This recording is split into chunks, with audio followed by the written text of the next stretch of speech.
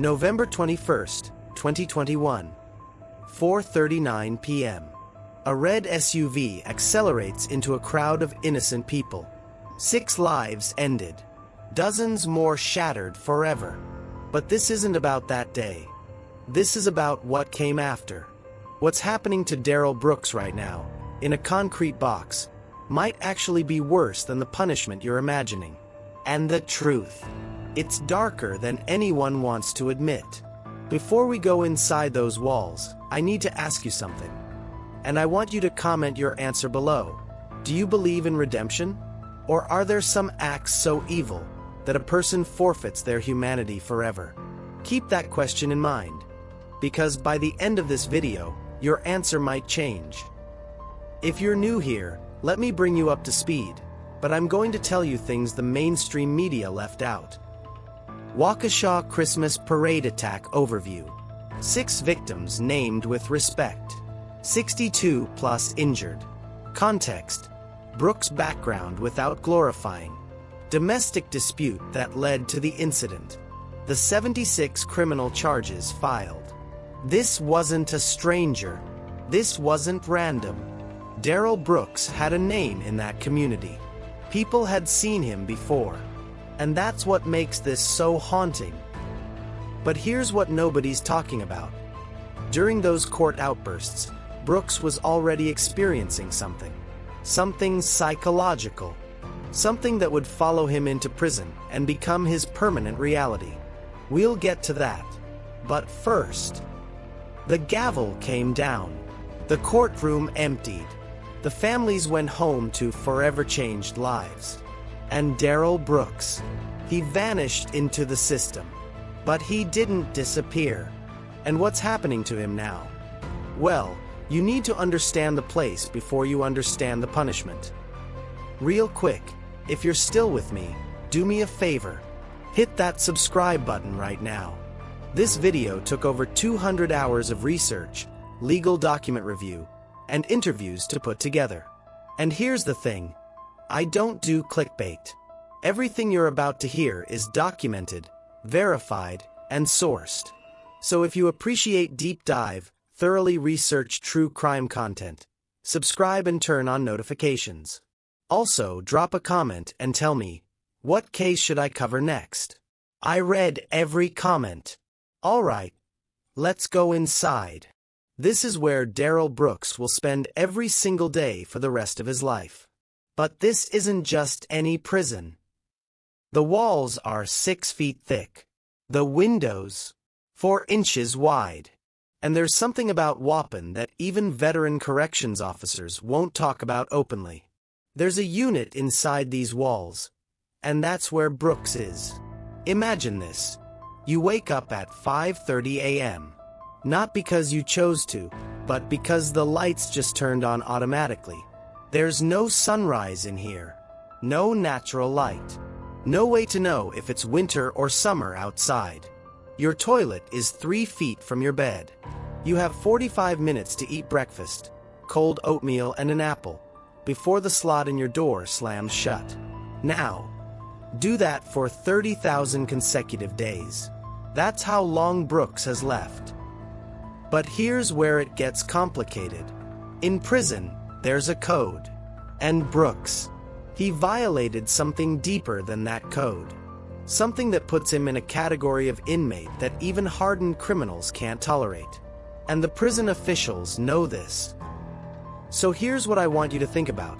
If someone is isolated for 23 hours a day, every day, for decades, are they being punished? Or are they being erased? Comment below. Is this justice or torture? We're about to get into the really dark stuff. The psychological breakdown. The things that happen to a human mind in that environment. But first, if you're finding this valuable, if you're learning things you didn't know, smash that like button. It legitimately helps this video reach more people. And if you want more content like this, I just launched a members-only section where I post extended interviews, case file breakdowns, and bonus content. Link in the description.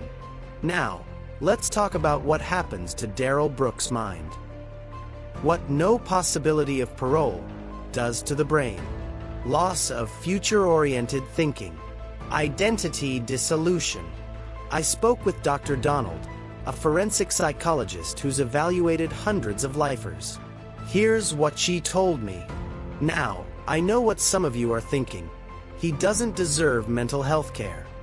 He didn't care about his victims' mental health. And I get that. I do. But here's the question that makes this complicated. Because here's the truth. Whether Brooks suffers or not, it doesn't bring anyone back. It doesn't heal the mother who lost her child. It doesn't help the dancer who'll never walk again.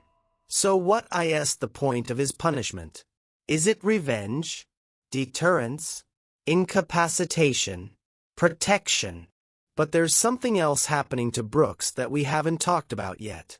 Something that's not in any official report. Something that comes from inside those walls. From the people who see him every day. I've been in contact with people connected to Waupun. And what they're describing, it paints a very different picture. Now, I can't independently verify all of this. These are accounts from sources who spoke on condition of anonymity. Take them for what they are. But they align with what we know happens in these situations. Here's something that's going to make some of you uncomfortable. Darrell Brooks is a father. He has children who didn't commit any crime.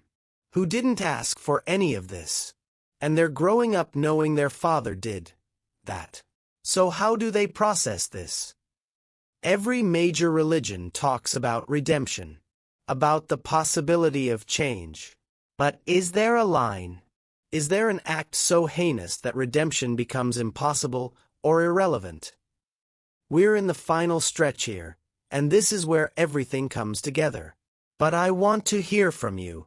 We've covered the crime, the prison, the psychology, and the reality. Now comment and tell me. If you were a victim's family member, would you want Brooks to suffer every day? Or would you want him to simply cease to exist in your mind? There's no wrong answer. I'm genuinely curious. Also, share this video. I know that's a big dive, but if you think someone needs to see this perspective, send it to them. This conversation matters. Okay, final act. Brooks is 41 years old right now. If he lives to 80, that's 39 more years.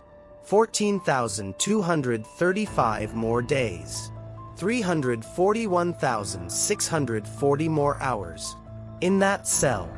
And statistically, here's how it's likely to end.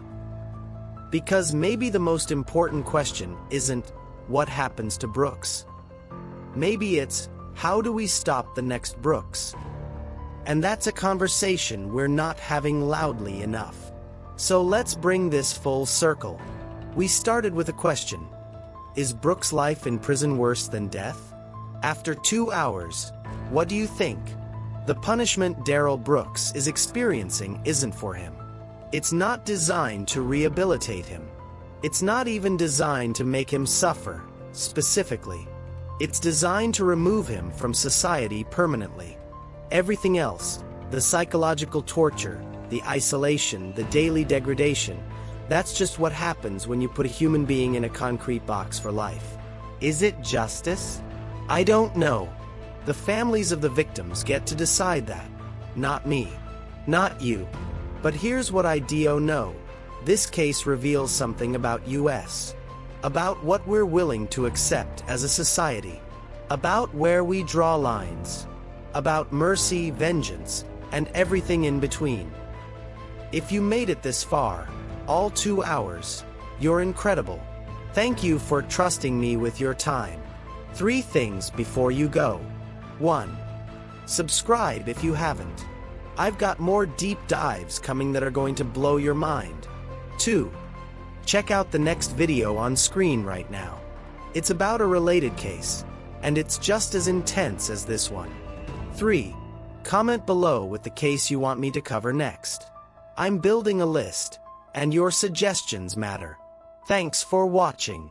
Take care of yourselves. And remember, The truth is always more complicated than the headline.